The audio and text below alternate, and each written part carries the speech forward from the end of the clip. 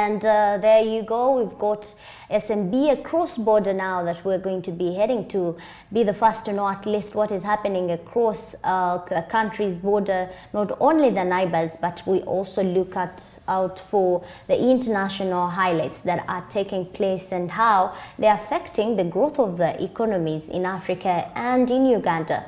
Well, and the particular first story from the SMB across borders, we take a trip to the eastern parts of the East African Community Bloc on the Horn of Africa. Speaking of Somalia, as nullified oil exploration deal fuels heat in Mogadishu and Nairobi. Nairobi, or Kenya, closest neighbor to Somalia. As we are looking at this particular one, Somalia's controversial oil deal with a U.S. oil firm last week is raising suspicions in Nairobi amid an unresolved maritime border dispute between the two countries of Somalia and Kenya. Now, on February 19th, Somalia's Petroleum and Mineral Resources Minister Abdirashid Ahmed announced the signing of 7 production sharing agreements, the PSAs, with Coastline Exploration, a U.S. company co-founded by a Russian oligarch and based in Houston, Texas, which says it is focused on the East African oil scene. Those are details coming in from that particular one. And to proceed with plans to explore the oil and gas potential of the many prospects and leads identified in its offshore blocks. Well, let's look at the protest deal here. But immediately after the announcement, the country's top leadership, the president, as well as the prime minister and the auditor general, declared the deal null and illegal. As President Mohamed Abdullahi Farmajo said that the move violated a presidential decree that was issued back in 2021 banning engagements with outside entities during the election time. Prime Minister Mohamed Hussein Rabol said procurement laws had been flouted, a stance taken by the Auditor General as well. But it was not just the Somali leadership that was rattled by the argument. In Nairobi, for instance, officials told reporters that they were concerned about Somalia giving out exploration contracts for resources in an area whose ownership is still in dispute. A top-ranking diplomat who declined to be quoted said that while Kenya was not alarmed, it was watching the developments in Mogadishu. Okay then, and speaking about watching developments, how often do you watch developments with your neighbor? And it's a new month, by the way, so they have to actually go back to evaluate on some of the key highlights of last month to see that they check on their development, to see how far have they grown. Let's say you may grow, look at how far your business has grown, look how far you've gone this new year. So all that is important. You know, there is competition on our individual, on the individual basis, but countries, states have got competition as well, leave alone the citizens. So when you look at, for example, a country like Uganda going into agreements with Tanzania, you will realize Kenya will make all efforts to make it work with Ethiopia, so that they do not, you know, there is also a race. You may be in a race with somebody you don't know right now, or there is someone actually looking up to you, Joram. But when you do not put your hands on together to complete that maybe success that you're chasing out for, you tend to lose it. But there is someone who is not sleeping, who is always watching your step, at least to make sure that, hey, Sonko does not beat me on that. So that is the same even with states. It comes along, or it gets reflected around along with states. But looking at that, we also head into Democratic Republic of Congo, where it has signed a deal with Israel, TYCOON, GERTLER, on to recovering the remaining assets.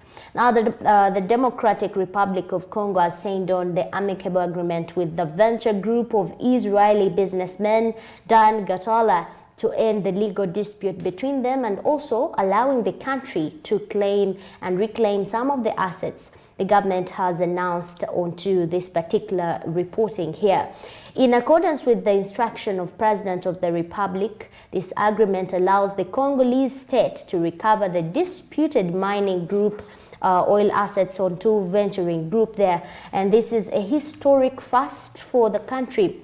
which is thus claiming assets whose sales have been called into question, DRC's Presidential Communication Service was highlighting earlier on last week. But also, the Congolese state will therefore be revalue these assets for the exclusive benefit of the population. The deal with the venture was signed on Thursday, but according to the government, blocks and assets will be reclaimed at the value of not more than $2 billion US dollars. But the deal was also allowing countries to recover its sustainable part of royalties from Komoto Copper Company, also owned by Dan GERTLER. And however, nothing has been said about royalties from the Mutanda mining and also metal coal projects in the southeast of the country, estimated by the non-government organizations to be worth more than 600 million US dollars. Now, GERTLER, an Israel businessman, has also still undertaken a US sanction after being accused of corruption.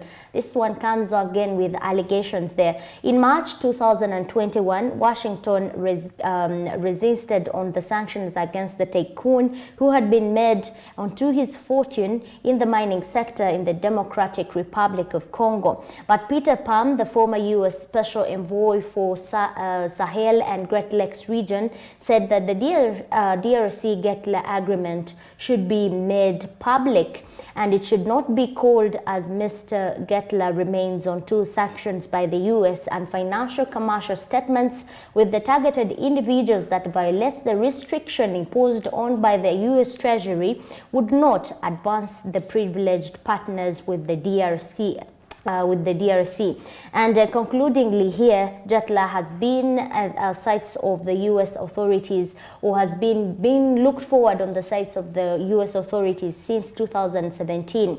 Some locals of the NGOs accuse him of plundering wealth of the Congolese sub-oil. Speaking about, earlier on this week we were talking about illegal gold transportation around here, but now they've got some entity here at least who has got a connection around legal trading with the US, being, highlighting him and accusing him of plundering with wealth of the Congolese subsoils and subsoils. This is a mining sector. This, I believe this also comes to the fact that he's coming in from Israel, and Israel and the United States, when it comes to the political field, they have not always been very good allies in one way or the other. So when we look at this situation, remember, a number of countries have got their interest into what is actually happening on the African continent, more so when it comes to the field of minerals. And so when the other comes faster, there is always one that is going to knock the other, trying to show that, hey, this may not be the rightful person to give this deal. And pretty much when you look at the government of Congo, looking at GERTLER here, they do believe maybe he will help. At least now they have a group that is going to help them settle the disputes of where to export their minerals, where to actually, once they have done the mining, what else? Because you want to look for a company that is going to give you that source of, let's say, your first key exporter or your first target market. So that is where I think the government had to come up with this particular statement. A very huge move. It's a strong one, and when you look at it, it is also going to be increasing its sales, like earlier on highlighted in that particular report. And it reflects back, like I said earlier, even from what you're telling us.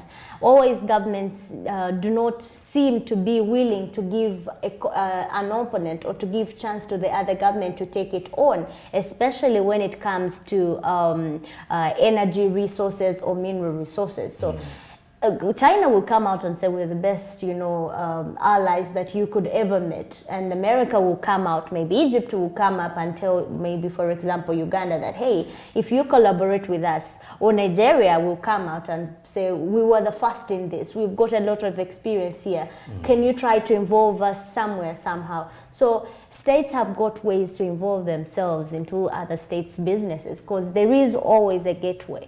All right, and I do believe if every country has a gateway, like now, if Uganda also has, let's say, a bigger company of this nature targeting a bigger, wider market, For instance, when you look at the fact that even with our oil, you can see there are a number of companies already having shares in there. The Total Energies, we have CNOOC. So those are some of the bigger markets that we look at and say, well, we have a target market already, so we have people who are going to buy these minerals at the end of the day. And that is where the Democratic Republic of Congo realized that you need to take that step.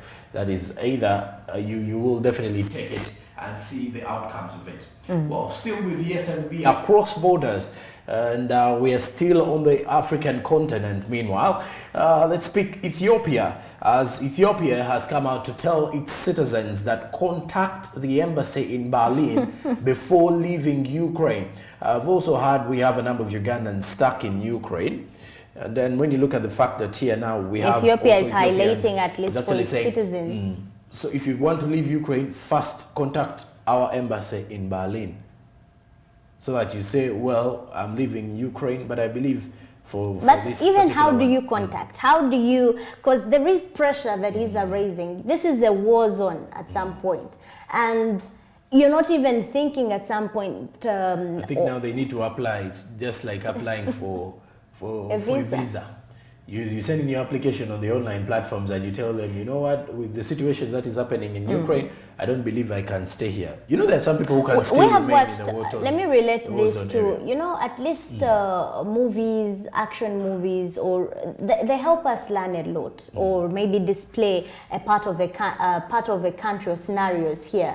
For example, you have seen maybe if a movie is about any war zone between, for example, maybe Russia or America, and something is not ongoing with the citizens, for example, living in Russia. I'm giving an example. America happens to send, would send flights around there for its citizens to be evacuated from that particular area. So you can see that there is a huge gap in maybe African continents. Now getting back to citizens, telling you, you know what, you have to find means of how you have to contact the embassy even before leaving Ukraine. But this is a war zone. Someone is thinking about carrying on, maybe has got even 7 children there, or has got even 3 children, has got some other things to carry. And sometimes it comes with a lot of thought, and you tend to be confused on where and what to begin with exactly. But take us through the stories, Durham. Well, when you look at this, the East African Community Secretariat has settled on it. So when you look at what is actually happening coming in from the Ethiopia situation, is that most of these citizens in Ethiopia have been reminded that, well, you did travel in there, and we do understand what is happening from Ethiopia, because, well, as a matter of fact, it is evident that what is happening in Ukraine is not that, let's say, you wouldn't want to wish it for anyone. So the Ethiopian embassy in Germany on Saturday urged its citizens in Ukraine to first contact the embassy before leaving the country. Now, with the fact that the embassy, now there is an embassy in Germany, now the one in Ethiopia comes out and also puts a stamp on that, because now there is no way the Ethiopian country can send in troops to release or to actually go and help these particular Ethiopians in Ukraine. And when you see the embassy, we are very weak at that. That is now a weak point. Like we cannot at some point evacuate our citizens. But there are not very few countries that are doing that, because at any one point you've taken in let's say you've taken in help.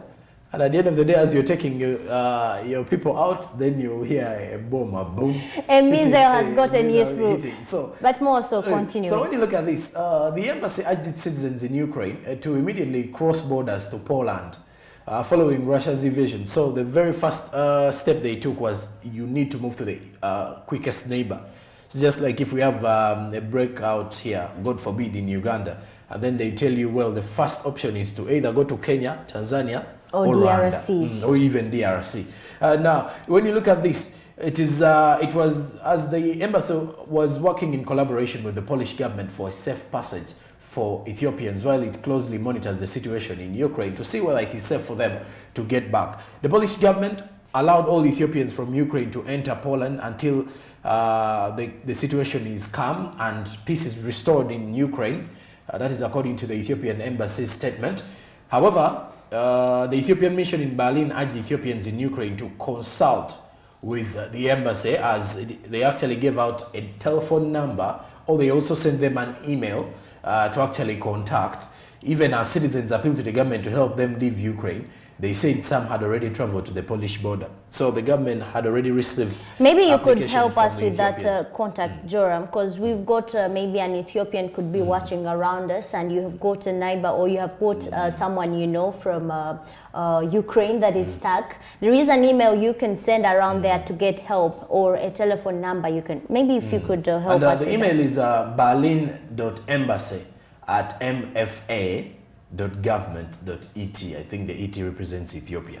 So the berlin.embassy@mfa.government.et. So the government is the govt.et. So you send in your email and maybe help a brother. I do believe we have a number of Ethiopians in the country here. Yes, and maybe some of them have got their loved ones and family stuck in the war zone area. But at least Ethiopia is coming out to highlight on that. How about here, the people we have got? I mean, Ugandans do not have anybody in Ukraine, but we're going to be following up with the Ministry of Affairs to highlight for us, at least if we have got citizens that are bound to be stuck from Ukraine, or Russia, particularly those two countries that are now at least being in disagreement most of the time.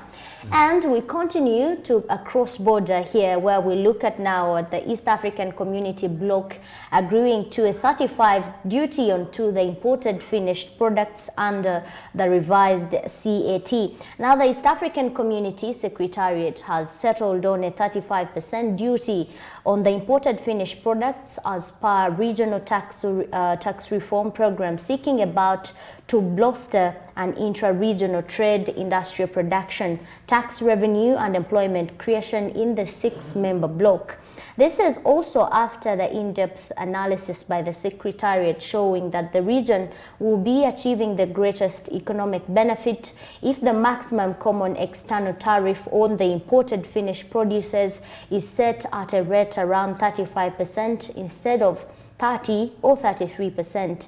But the Secretariat's recommendation also on the landmark development in stopping a protracted controversy over the implementation of the 4-band revised the CET, that in which includes the member states are holding the divergent views on whether the rate of a 462 tariff lanes should be fixed at 30%, 33% or 35%.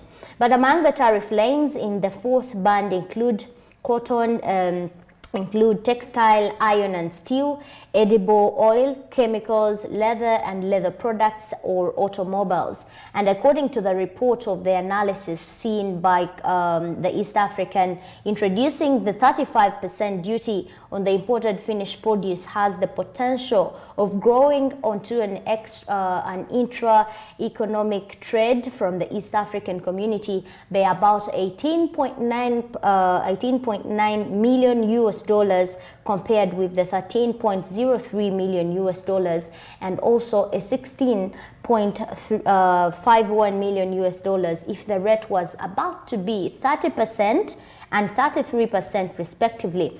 But in addition, the region's industrial production will be increasing from 0.04%, that's around 12.1 million US dollars, if the duty was fixed at 35%. And this will rise on to a 0.02%, that is around 7.7 million US dollars, and a 0.3%, that's around 10.3 million US dollars if the rates were set to be at 30% and 33% respectively. Oh. Now we are speaking about taxi duty on how imported finished produces under the revised, that is the community programming in East Africa, will be highlighting and giving us a cost. So there are relatively 3 percentages they are considering here. There is a 30%, there is a 33%, and there is a 35%. But the one which is seemingly to be fair is the 35%, in case that goes on, because it will be providing a it will be providing a 12.1 million growth from the 7.7 million US dollars. And after in-depth analysis by the Secretary showed that the region will benefit greatly and will achieve the greatest economic benefits if the maximum common external tariff, that is the CET, on imported finished products is set at a rate of 35% instead of 30 or 33%. So they had to increase it to a 35 on the issue of the finished imported goods. I think this is also to foster the growth of, let's say, locally made goods. Yeah, towards textile, iron, chemicals, and also automobiles as well are being highlighted there. All right. And summing up our issue regarding smart means business across borders, we have to highlight something about the Ukraine and Russia war. The bigger question is, why is the world waging an economic war on Russia?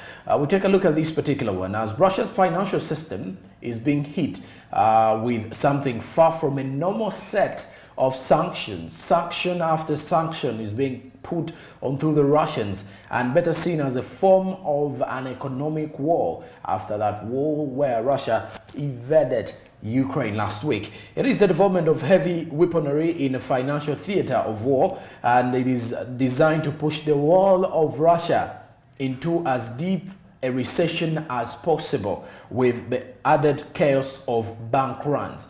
When you look at this, it could exact from Russia an immediate price in terms of its financial and social stability for the invasion and bombardment of Ukraine, and bring that home to the Russian people. And anyone in the Russian elite harboring doubts about their president's actions, that is Vladimir Putin, and targeting the central bank of G20, a nation, is unprecedented.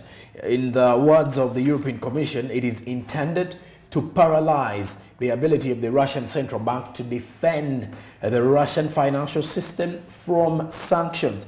As the White House said explicitly, we are planning to impose measures to ensure Russia cannot use its central bank to support its currency and undermine the impact of our sanctions. As the Foreign Secretary Liz Truss said, that the allies are doing all they can to degrade the Russian economy.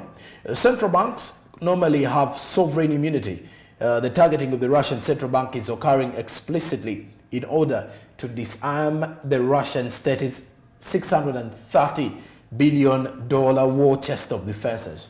On the day of invasion, interventions using these reserves helped rescue the ruble after it slammed to a record low against the dollar.